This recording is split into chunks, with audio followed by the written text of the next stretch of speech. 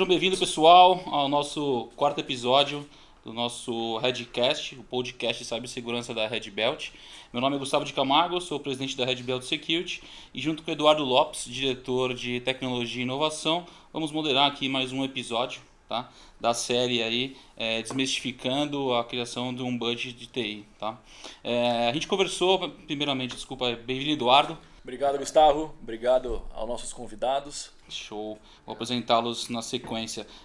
Só para contextualizar, pessoal, a gente falou então aqui nessa sequência, nessa série, a gente falou muito de estruturando um budget, a gente falou um pouquinho sobre recursos humanos, né, as dificuldades de encontrar pessoas, a gente falou um pouquinho sobre as tecnologias disruptivas. Então, poxa, a gente fala das empresas lá que estão começando e já tem problemas de recrutamento, quem está olhando para a tecnologia disruptiva, enfim, ainda tem ainda um problema, uma escadinha um pouco maior para encontrar aí pessoas que consigam dominar essas tecnologias. E o que a gente falou bastante, né, dos três pilares quando no entendimento da Red Belt de cibersegurança, a gente fala de pessoas, processos e produtos. Então até agora a gente falou bastante de produto, a gente falou bastante de pessoas. A ideia aqui é entrar um pouquinho em processos, em trazer para a mesa, né, o problema de cibersegurança não é só de TI.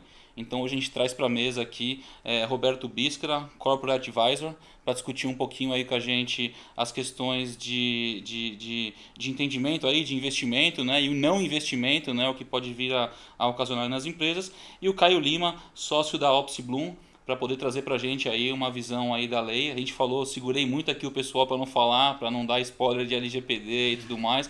Então o Caio aqui, especialista nisso, vai trazer uma visão para a gente aí de o que as empresas estão passando, quais são os desafios, se as empresas estão realmente olhando para isso ou estão esperando lá acontecer. Não vai acontecer nada, enfim. Acho que a gente pode trazer um pouquinho de números que vem acontecendo no Brasil aí, sem expor nenhuma empresa, obviamente.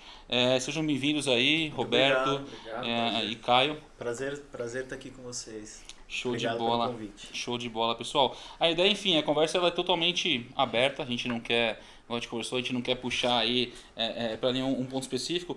Eu tenho algumas perguntas aí. Enfim, a gente vem conversando nesses episódios. Eu queria entender um pouquinho, Caio. Não sei se você pode começar desmistificando aí pra gente. Acho que tem muita gente ouvindo a gente aqui, tem bastante gente técnica, bastante gente que entende aí já que o problema de cibersegurança não fica ali só dentro de TI. Então a gente tem que trazer para a mesa, a gente trouxe para a mesa aqui presidente de empresa, a gente trouxe para a mesa CSO, a gente trouxe para a mesa pessoal de RH e a gente está trazendo para a mesa agora o pessoal aqui de Legal representado por você, né? Então a gente entende que sim, que é multidisciplinar e que as empresas que trazem para a mesa essas pessoas vão conseguir aí ter um plano, um processo muito mais alinhado para que, se tiver algum vazamento, algum incidente, tenha aí um plano de resposta e tudo mais, que acho que vai ser um pouquinho que você vai contar, que a gente não tem como garantir, a gente como empresa de segurança, que nunca vão existir os ataques, né? Mas a gente tem que garantir que assim que existir esse ataque, qual é o plano, o que eu faço, como eu me comunico, como eu como presidente vou lá e falo, o que o meu marketing pode falar, o que o meu legal tem que fazer e qual é a resposta que o meu time tem que dar tecnologicamente. Então, de novo, a gente passou aí pelo pessoas, processos e produtos, levando tecnologia. Então, Caio, a palavra é toda sua. Conta aí um pouquinho pra gente o que você vem vendo no mercado. A Opsi Bloom vem ajudando aí diversas empresas a estruturar, né, essa jornada aí de LGPD, assim como vem ajudando diversas empresas que sofreram aí alguns incidentes aí no mercado. Bem, obrigado pelo convite, é um prazer conversar aqui com todos. E acho que a gente primeiro precisa entender até o próprio escopo dessa LGPD. O primeiro ponto é que ela vai entrar em vigor no dia 16 de agosto de 2020, então estamos aí já bem perto da entrada em vigor dessa lei. E essa lei, ela é uma lei geral de proteção de dados justamente porque ela tem um escopo super amplo de aplicação. Ela se aplica a qualquer tratamento de dado pessoal que a gente tiver. E dado pessoal não é só aquilo que identifica uma pessoa física, é aquilo que identifica ou torna identificável uma pessoa natural. Então, por exemplo, falando aqui de questões técnicas, o IP, por exemplo, é um dado pessoal, porque no final do dia ele pode tornar uma pessoa natural identificável. O e-mail também é um dado pessoal. Número de cartão de crédito, agência e conta de um banco, por exemplo. Então, a gente tem um conceito super amplo de dado pessoal. E aí também é importante a gente entender que essa lei se aplica não só a dados de consumidores, mas também a dados de empregados, fornecedores, prestadores de serviços, colaboradores, enfim, qualquer dado pessoal com o qual a gente tiver contato. E independe do meio, pode ser meio digital, pode ser meio físico, pode ser um dado que eu coletei por telefone e também depende da data de coleta. Então, se eu coletei um dado num contrato em papel há 40 anos, a LGPD vai se aplicar também a esses dados que estejam fisicamente armazenados, sabe-se lá onde. Né? Então, a gente tem um escopo super amplo de aplicação e você está corretíssimo. Né? Ela vai ter que ser observada não só pelo jurídico, mas por TI, segurança, compliance, RH, auditoria, marketing, logística, enfim, qualquer área da empresa que lidar, que tratar com dados pessoais. Não, legal. Você fez um belo comentário, a questão da digitalização, né? Então, poxa, eu tenho lá o meu dado dos meus funcionários ainda no papel lá, que eu bati a ponta e tudo mais. Isso é um dado sensível, ou seja, eu tenho que me preocupar com esse dado. É até um conceito interessante, né? A lei traz dois conceitos. Um é o dado pessoal, o outro é o conceito de dado sensível. O dado sensível seria informações sobre a origem racial e étnica, preferências políticas, religiosas, filosóficas, dados de filiação a sindicato, questões de saúde, dados genéticos e dados biométricos e dados sobre a vida sexual. Então esses dados são dados sensíveis e a lei não proíbe que a gente trate nenhum dos dois, né? E é importante deixar muito claro isso. Essa lei não veio para proibir nenhum tipo de modelo de negócio, ela veio para trazer mais segurança para os titulares e também mais obrigações para as empresas, né? Mas é importante a gente deixar claro que a gente vai ter que ter uma base legal para autorizar o tratamento dos dados, quer sejam dados pessoais, quer sejam dados sensíveis. Legal. Independente da idade que eu tenho esses dados? Independente da idade. E aí, nesse ponto específico, o legislador deixou lá um gatilho no artigo 63 da lei no seguinte sentido: a Autoridade Nacional de Proteção de Dados, essa desconhecida, que a gente ainda não sabe muito bem quem é, deve ser constituída ainda neste mês agora de outubro. Essa autoridade vai dispor sobre questões relacionadas à adequação da base de dados legada. Então, em algum momento vai sair algum guia da autoridade falando o que a gente tem que fazer com esses dados que a gente coletou antes da data de eficácia da lei. Mas o ponto é, um contrato que eu tinha de 50 anos atrás, assinado fisicamente, este contrato vai ter que ser adequado a essa lei. Legal. E quando a gente fala muito da questão da digitalização, né? Caio, qual que é a sua experiência, o que você vem vendo acontecendo no mercado? A gente obviamente tem aqui o segmento financeiro, que é um segmento que olha muito para essa questão de leis, né? Tem outras regulamentações que batem neles há bastante tempo, mas a gente tem diversos outros segmentos. O segmento de saúde é um segmento que a gente fala bastante aqui, a gente até faz uma comparação, que hoje o dado de saúde ele vale 50 vezes mais, acho que é isso, né, Eduardo? Se eu estiver errado, acho que é 50 vezes mais. Aí de novo fazendo um jabazinho, você que não nos segue nas redes sociais, LinkedIn, Red Belt Security, siga lá que a gente vai colocar na íntegra a fonte desses dados. Mas o que você vê hoje no mercado? Você vê uma preocupação de outros segmentos ou não? Você vê, está muito nichado em algum segmento específico ou isso é multissegmento, né? Que eu estava comentando. O dado de saúde ele vale 50 vezes mais que um dado financeiro, que um cartão de crédito e tudo mais. Uma Dark Web, exatamente, né? Tem até um catálogo aí, né, na Deep Web de compras desse tipo de informação. E para mim, você comentou aí, é um dado extremamente sensível, né? Você vê uma movimentação, enfim, independentemente da questão da saúde, nas outras indústrias em relação a isso, ou você vê hoje muito no Brasil ainda, por uma questão da lei aí, enfim, está nos momentos finais de entrar em vigor, ainda existe muito colega que entende que, não, no Brasil isso aqui a gente vai conseguir protelar um pouquinho, enfim, eu acredito que não, e espero que não também, para que a gente, enfim, comece aí a estruturar esses dados. Você vê isso hoje de uma forma mais proativa das empresas e qual o segmento, ou de uma forma reativa? Poxa, eu tive um problema, agora eu tenho que ir lá, tenho que chamar o advogado aqui, entender, putz, quanto isso vai me custar, né? E até para puxar um ponto aqui do nosso amigo Roberto Bisca, falando na questão da distribuição aí, né, da grana em relação à prevenção e detecção, né, em cima disso. Enfim, não sei se ficou claro aí a questão. Ficou. Falando um pouco da nossa experiência, atualmente a gente tem mais de 100 projetos de implantação, cerca de 130 projetos. Legal. E a gente tem clientes de todas as áreas, né? Se eu fosse elencar algumas áreas mais importantes, ou que tem uma maior quantidade de clientes, eu diria que o setor bancário, sem dúvida nenhuma, tem um certo relevo nessa quantidade de clientes. A gente tem também bastante cliente da área de seguradoras, né? A gente tem várias seguradoras também muito preocupadas com isso, até porque algumas que tratam com seguro de saúde, por exemplo, elas têm aí naturalmente uma carga maior de responsabilização, porque tem dados sensíveis lá armazenados. A gente tem também bastante empresa de varejo, né? Varejo, comércio eletrônico tem um volume muito grande de empresas se preocupando com essa adequação, e também a indústria, né? Então a indústria em geral também tem demandado muito esse tipo de questão. Então, se eu fosse colocar um ranking, eu colocaria bancos, seguradoras, empresas de saúde, com plano de saúde também, e aí varejo geral com indústrias também enfim, está bem espalhado mesmo, a gente vê uma preocupação muito grande. E o grande ponto é que a gente costuma brincar que essa lei é viral, né? Porque a partir de um grande eixo forte que tem uma necessidade de estar compliant com essa lei, como um grande banco, uma grande empresa de varejo, um grande comércio eletrônico, para que esse se declare de acordo com esta lei, ele somente vai poder trafegar dados, transacionar ou receber dados mesmo de empresas que também estejam compliant com essa lei para ele garantir a sua conformidade. Então vai chegar um momento em que um banco vai exigir que todos os seus fornecedores se declarem de acordo com essa lei, sob pena de não mais poderem transacionar com esse banco.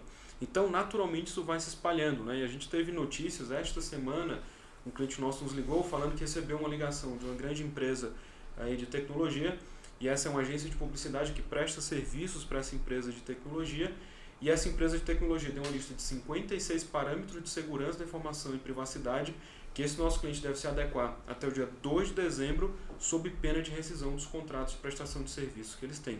Então isso já começou, né? Independentemente da lei ser adiada, de pegar, não pegar, o ponto é que a gente tem mais de 35 leis que lidam sobre isso, já tivemos diversos casos de vazamento e as próprias empresas já se conscientizaram que isso é fundamental para que elas consigam ter negócios. Legal. Isso que o Caio comentou é fundamental. Assim, eu me lembro muito do movimento quando o risco operacional entrou em pauta nas instituições financeiras e o acordo de Basileia II estava naquele momento sendo discutido. Apesar do acordo de Basileia não ser uma lei, né, é um acordo que as instituições financeiras escolhem, obviamente, seguir, e o Banco Central brasileiro ele exige, portanto, para você poder alavancar seu capital, você tem que mostrar, de acordo com os índices de Basileia, que você tem capacidade para isso.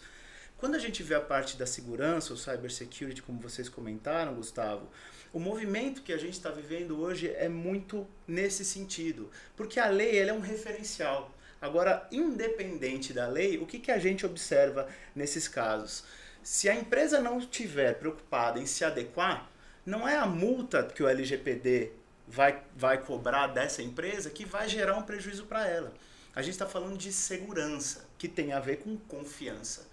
Se eu tiver os meus dados vazados de uma determinada empresa, naturalmente eu não vou querer transacionar com ela. Eu não vou querer comprar dela. Então o impacto ele é muito maior do que simplesmente um teto de multa de 50 milhões, e Caio, por favor me corrija se estiver errado, ou 2% do faturamento. Então esse é o primeiro ponto que a gente observa. A adequação se dá, aí nesse segundo momento, a adoção do que você mencionou como digitalização, ou como as empresas falam de transformação digital. Hoje não existe mais uma área de TI na empresa. TI permeia todas as áreas da empresa. E eu também gosto de afirmar que não existe uma área de segurança, porque segurança, uma vez que você está no mundo digital, é um tema de extrema importância para todas as empresas. Perfeito. Roberto, uma dúvida só, né? Você mencionou agora sobre o faturamento da multa de 2%.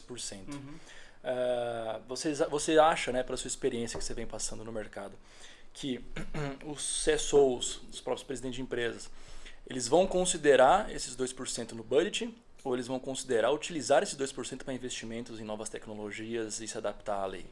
Ou até, desculpa cortar, ou até deixar essa grana lá na manga para falar assim, cara, se eu tiver problema, eu tenho esse budget aqui para poder dar uma resposta para isso. Né? Ou seja, você sente que a galera vai ser proativa ou de que, olha, putz, então se eu sei que o potencial é esse, deixa eu deixar um tanto aqui reservado para isso. Né? Eu queria ouvir aí a opinião tanto do Caio quanto do nosso amigo Bisca aqui. Eu respondo essa pergunta em duas partes. A primeira parte é o que a gente já observa hoje de alocação de budget para segurança. Então, por exemplo, a indústria, de acordo com o Gartner, a indústria de governo é a que mais aloca percentual de segurança em relação ao seu budget total de tecnologia.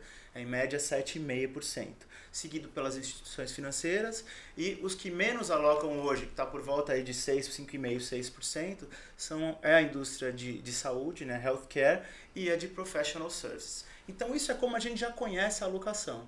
Mas existe, Edu, é a segunda parte, aquela alocação emergencial.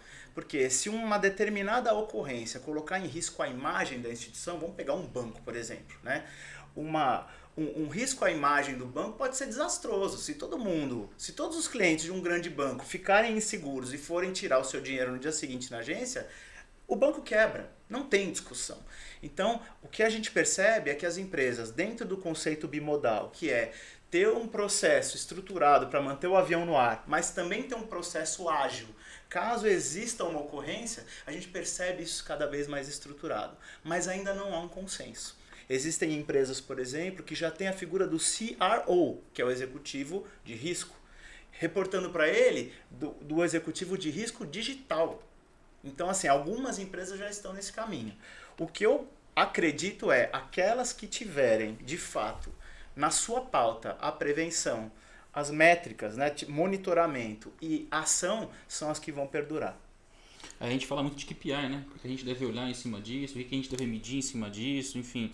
Qual que é a sua visão em cima disso, o Bisca? A minha visão dos KPIs hoje para a parte de segurança tem muito foco na parte do Mean Time to Detect, que é o que a gente fala, e o Mean Time to Respond.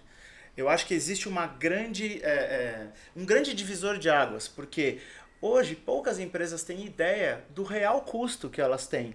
Do real custo com o vazamento de uma informação, ou do real custo de não ter o controle ou não monitorar as ameaças. Então, assim, é fundamental que as empresas cada vez mais se capacitem para monitorar isso em tempo real, né? Então, os principais KPIs, na minha visão, Gustavo, estão relacionados a isso. Mas existe um terceiro que entra cada vez com mais força, que é justamente qual seria um benchmark, um rating de segurança, que aí, de novo, traçando paralelo para a indústria financeira, ou seja, quais são aqueles índices que a gente pode ter ideia e se basear como sendo os aceitáveis pelo mercado, né? Por fim, só para concluir a tua pergunta, todo e qualquer KPI de segurança hoje precisa ter um business outcome, ou seja, qual é o impacto financeiro ou impacto de negócio da medição daquela segurança ou daquela atividade que pode trazer risco à segurança. Isso também está em construção. Então, o que eu percebo é as empresas que têm isso em pauta e já começaram a implementar, certamente vão se beneficiar, não só economizando dinheiro, né? Porque muitas vezes o dinheiro tá saindo e ela não está tendo essa visão, mas sendo mais proativas. Porque ao serem proativas, todo o business pode ser impactado. Se o usuário percebe essa proatividade, ele vai confiar mais e vai ampliar os seus negócios com a empresa. Outra questão importante aí é que a gente sempre tem uma tendência de olhar muito para dentro de casa. E a gente relaxa um pouco quando a gente manda os nossos dados para um terceiro, por exemplo. E pelo que a gente tem visto de casos de mercado, até pelo que a gente acompanhou de incidentes de segurança, muitos deles acontecem não necessariamente dentro de casa, mas com algum parceiro meu para quem eu compartilhei a minha base de dados. Então a gente precisa ter uma atenção muito grande, não só em políticas internas de segurança, em contratação de ferramentas de segurança para dentro de casa, mas também garantir que esses terceiros que vão ter acesso aos meus dados, eles vão de certa forma ter um mínimo de adequação interna também, para garantir que se alguma coisa acontecer, pelo menos a gente vai conseguir conter e rastrear o que pode ter acontecido. E assim, pela nossa visão, a maior parte dos incidentes hoje, de alguma forma, eles tiveram pelo menos um gatilho de início com um terceiro, não necessariamente dentro da companhia. Exato. Interessante. Eu me lembrei de um dado também que vem do Gartner, que eu acho bastante interessante a gente compartilhar. Em 2012, por exemplo, só 10% do budget de segurança das empresas era voltado para quick response, assim, para ser ágil, monitorar e responder rapidamente. Identificar se aquela ameaça veio de um parceiro, se veio dentro de casa. E a tendência em 2020 é que esses 10% se tornem 60%. Então existe uma alocação muito maior e ela, na minha visão, não vai parar de crescer, porque quanto mais existe transformação digital, mais existe essa demanda, mais existe essa necessidade. Exatamente. E é um ponto legal, assim, que cada vez que a gente vai entrando nesse assunto, né, para nós que nós somos da área, até surgem curiosidades, né, do nosso lado. E uma curiosidade que surgiu aqui comigo, nós estamos falando legal de empresa, setor privado e o setor público, né, quando a gente fala da LGPD. Eu já vi muita gente comentar que, quando isso acontecer no setor público, a lei não vai ser aplicada ou algo do tipo. Eu acredito que não, né? Que vai sim ser aplicada. Discordo dessa afirmação. Mas, Caio, qual a sua opinião referente a isso? Eles estão se mexendo? O que você está vendo? É interessante isso, né? Porque a lei, lá no seu artigo, ela declara no artigo 1º que essa lei vai se aplicar tanto para pessoas físicas tratando dados pessoais, então, por exemplo, um contador autônomo, um advogado autônomo, um médico, na sua pessoa física, ele precisa atender ao que dispõe essa lei, como para pessoas jurídicas de direito público ou de direito privado.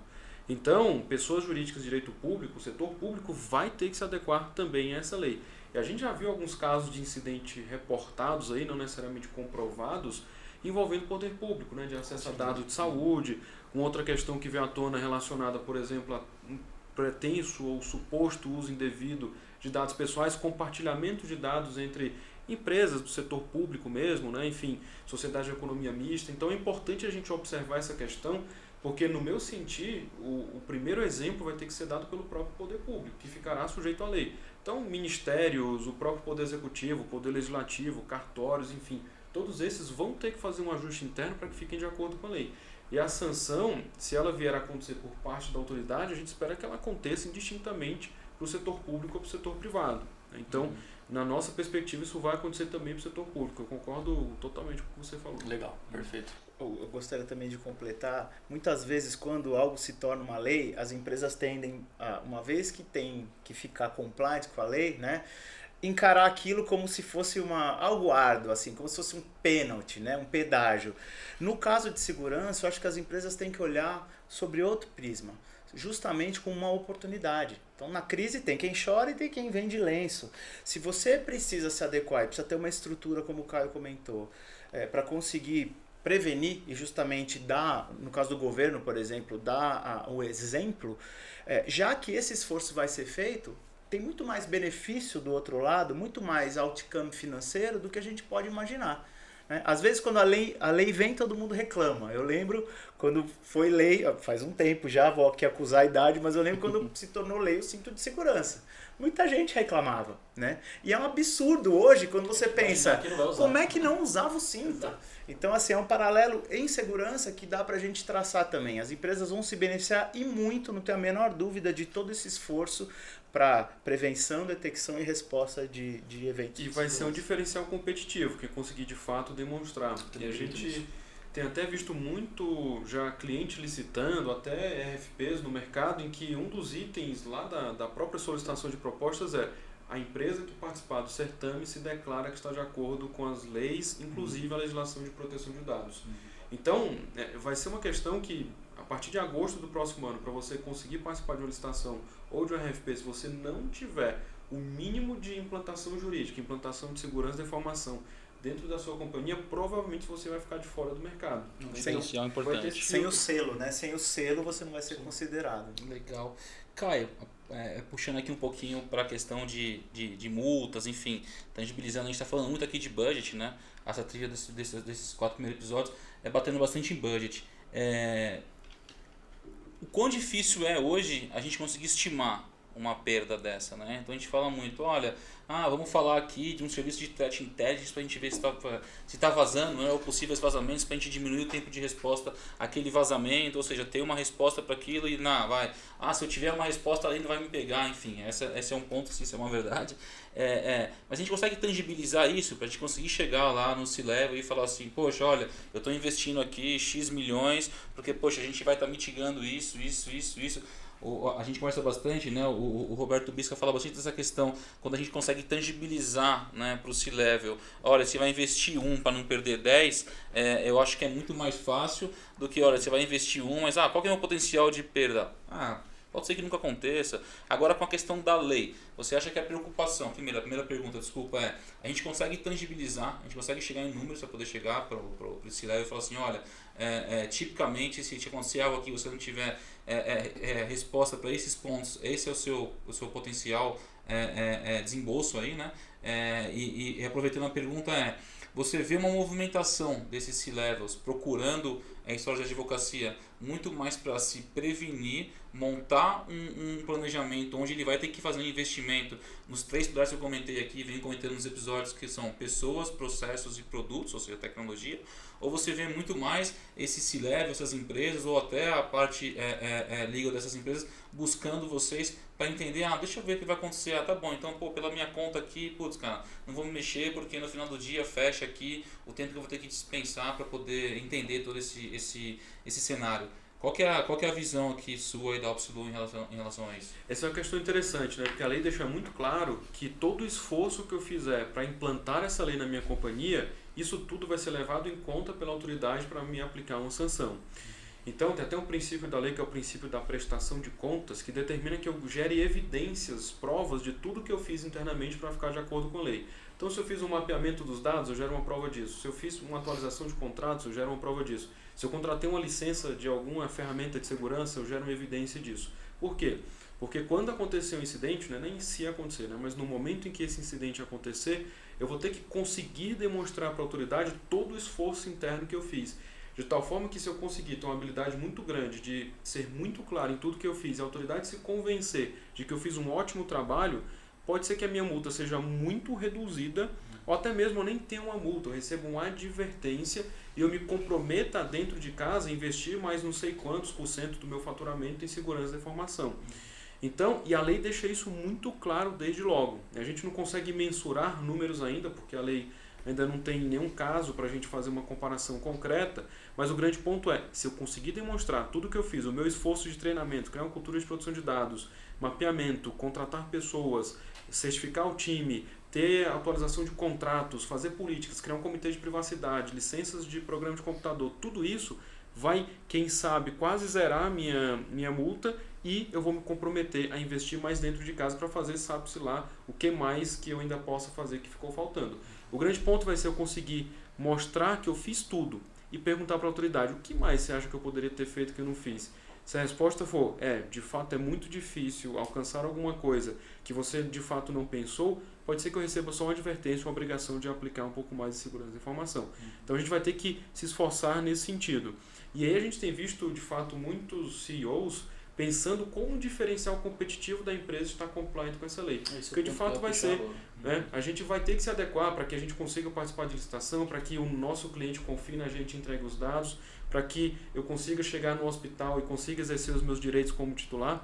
E lá na Europa a gente já tem alguns casos de sanções e as sanções independem de vazamento de dados, né? A gente pensa muito no vazamento, mas por exemplo, tem hospitais sendo multados lá na Europa porque eles não conseguiram, por exemplo, ter uma gestão de acesso. Então, um caso interessante, um hospital lá de Portugal, a autoridade portuguesa de proteção de dados chegou para aquele hospital e perguntou: quantas pessoas têm acesso à tua base de dados hoje? O hospital foi lá e respondeu que cerca de 900 pessoas poderiam acessar aqueles dados sensíveis. A segunda pergunta da autoridade portuguesa foi: quantos profissionais contratados você tem no teu quadro de profissionais de saúde? A resposta foi: temos 250 profissionais. A autoridade portuguesa fez uma conta, chegou em 650, 700 números de diferença entre quem tinha acesso e quem deveria conseguir acessar e aplicou uma multa de 240 mil euros para esse hospital pela falta de gestão de acesso aos dados sensíveis. Não é porque teve um vazamento, não é porque utilizaram de forma devida, não. Meramente não tinha como controlar quem ia acessar aqueles dados.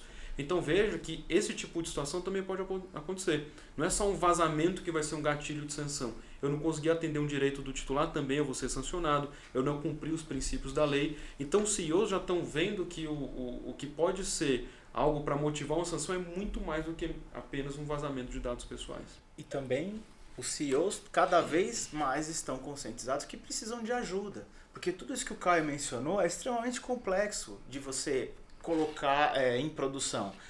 Não vamos confundir aqui ferramental com gestão. Existe muito ferramental hoje, só que o que a gente percebe nas empresas é que poucas estão utilizando essas ferramentas de forma otimizada.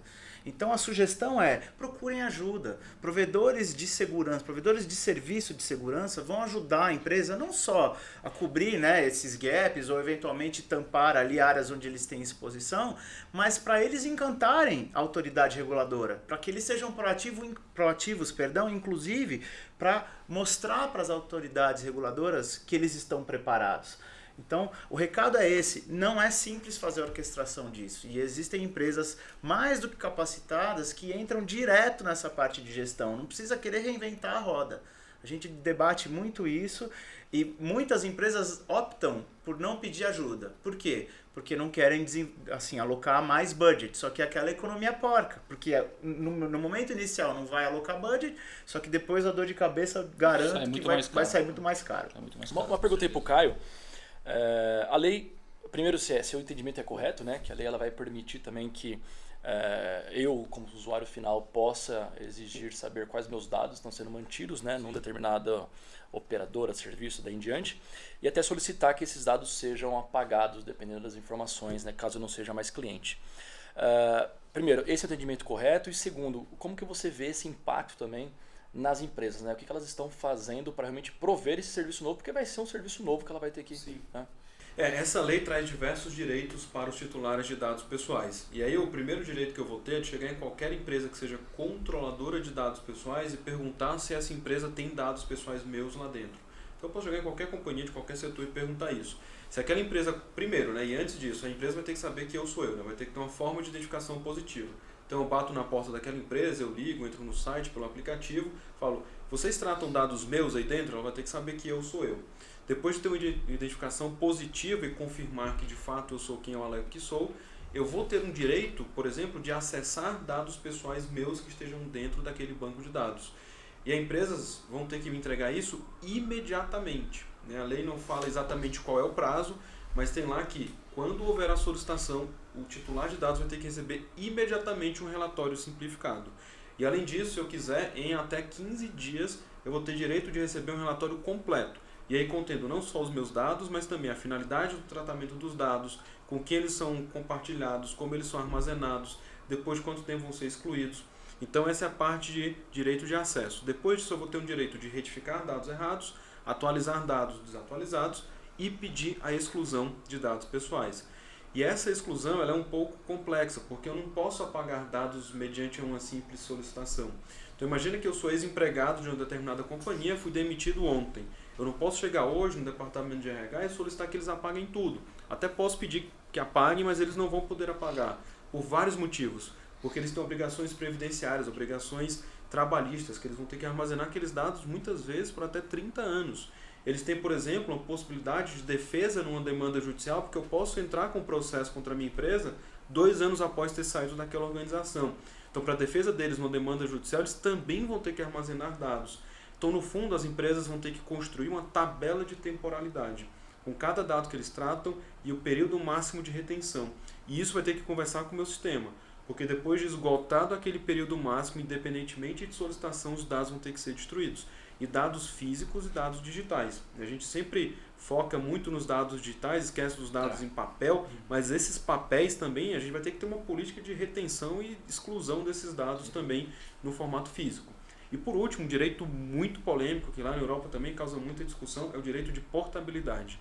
Que basicamente eu vou ter o direito de chegar em qualquer controlador e pedir, controlador, faça uma portabilidade dos meus dados de onde você está para uma outra empresa qualquer, porque os dados são meus e lá na esquina tem uma empresa exigindo dados que você tem aqui. Então porte os dados daqui para lá e esse é um direito meu. A autoridade vai regulamentar isso, talvez restrinja um pouco, talvez tenha certos contornos, talvez empresas do mesmo nicho, empresas do mesmo KNAI, alguma coisa nesse sentido, mas hoje é um direito super amplo, super aberto. Eu posso pedir para um laboratório portar dados para rede social, por exemplo. Cartórios, tudo. Ou seja, os desafios aí são gigantes, né? Se a gente ficar aqui, a gente pode ficar um dia aqui conversando só dos desafios. E eu acho que muita gente está ouvindo a gente aí. Alguns pontos que você colocou aqui não passavam pela cabeça das pessoas. Legal. Último ponto aqui, pessoal, só para a gente conseguir passar nos pontos e finalizar aqui esse episódio, né? A gente fala muito, enfim, eu comecei aqui falando que não é um problema só de TI, então a gente trouxe aqui, né, o Caio para ajudar a gente nessa questão de legal. Como que você, Roberto Bisco, vê essa questão de comitê de crises, né? Então a gente fala assim, legal, eu acho que o legal tem que entender o que vai ser feito, mas legal, no comitê de crise, o C-Level está lá, ele se preocupa com isso, ele sente que isso é uma dor dele. A gente vê muito lá fora, muitos vazamentos que tiveram, a cabeça de C-Levels caíram, né? Então, assim, é uma preocupação deles aqui no Brasil. Exatamente. Eles estão próximo disso, eles estão ali drivando a estratégia disso, querendo entender, poxa, legal, se acontecer isso, meu legal sabe como tem que reagir, o meu marketing sabe como tem que se pronunciar no mercado, porque acho que um ponto muito importante aí é o tempo de resposta a esse incidente, né? Onde vai conseguir aí drivar, se a gente fala de novo lá, a gente fala muito aqui de budget, né? A grande trilha é budget, e o Caio falou um pouquinho aqui das questões de onde a gente pode chegar aí, né? 50 milhões ou 2% do faturamento, né? Esses são os pontos. Eu tenho certeza que tem muita empresa aqui no Brasil que toma uma multa dessa, no outro dia não existe mais a empresa. Então, assim, qual que é a sua percepção? Você que vem acompanhando bastante perto nas empresas, como tá surgindo e se está surgindo esse comitê com esse board aí de C-Levels? Certamente, esse é um movimento que a gente vê, as empresas, obviamente, quanto mais profissionais na sua gestão já têm essa preocupação, mas confesso, Gustavo, que ainda há algo em formação. né? Se existe um referencial hoje, seria essa figura que a gente comentou mais cedo do Chief Risk Officer, né? Mas esse desenho, na minha visão, ainda vai se configurar em algo muito parecido com o que a gente via com as auditorias das empresas. Lembrando que um auditor, ele reportava direto para o conselho, muitas vezes, ou direto para o presidente, não passando, sendo independente, né, dentro da estrutura organizacional das empresas. E eu acredito que com risco e com segurança isso vai acontecer também. Porque dependendo da natureza da operação daquela empresa, não há espaço para que você coloque o executivo de segurança ou de risco dentro de um processo natural. Então, é algo que a gente vai ter que decidir, aprovar o budget, passar pelo conselho. Ele é muito mais emergencial, ele é extremamente sensível. Então, a gente vê essa discussão, existem, sem dúvida nenhuma, empresas que já estão se movimentando nesse sentido, mas é algo ainda que está em construção. Na minha visão, as que vão ter sucesso vão ser justamente aquelas que colocarem bastante foco e tratarem essa área com bastante seriedade.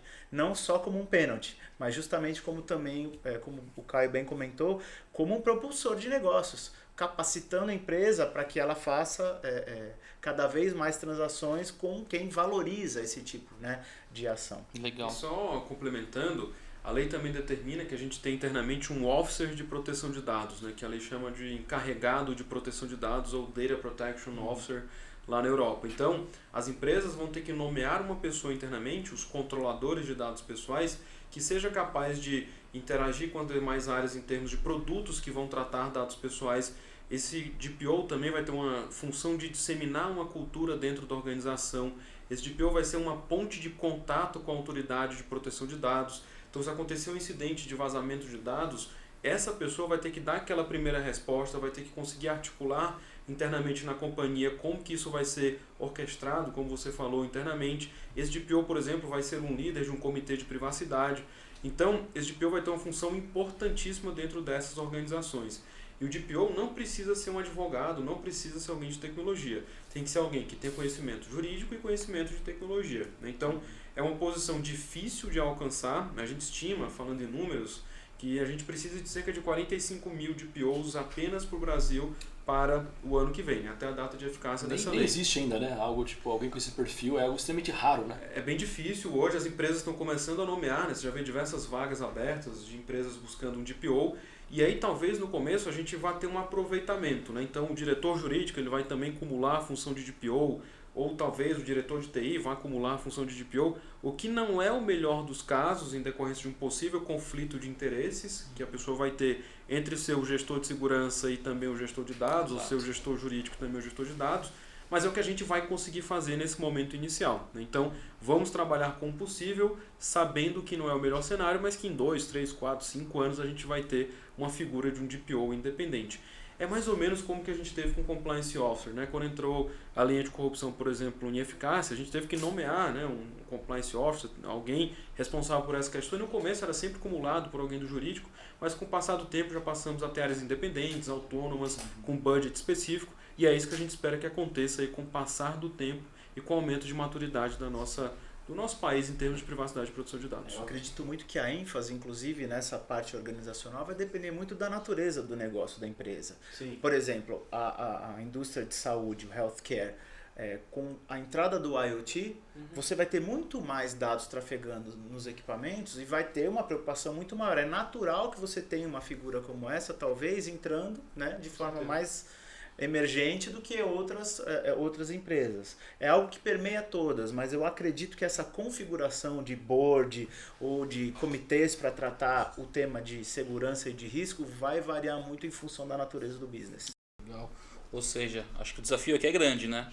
Acho que tem muitos pontos que a gente tem que se preocupar. Quem está nos ouvindo, siga lá nas redes sociais. Vai estar o contato lá do Caio, do Bisca. Pessoal, enfim, acho que tem mais algum ponto, Eduardo, que você queira colocar, mais alguma pergunta? A questão da LGPD acho que deu para desmistificar bastante coisa. A gente nos últimos 3 episódios a gente falou bastante disso, a gente teve que segurar o pessoal para não entrar nesse assunto. Queria agradecer, Caio, e Roberto pela presença, tá? Então a gente chega aqui hoje no final do quarto episódio do nosso Redcast, tá? Como construir um budget para a segurança da informação. Mais uma vez, você que ainda não nos segue, sigam no LinkedIn, Twitter, a gente vai estar divulgando todas as informações lá, tá? E até semana que vem, pessoal. Um grande abraço. Obrigado, pessoal, pela presença. Obrigado, Caio. Obrigado, Roberto. Um grande abraço, pessoal. Redcast.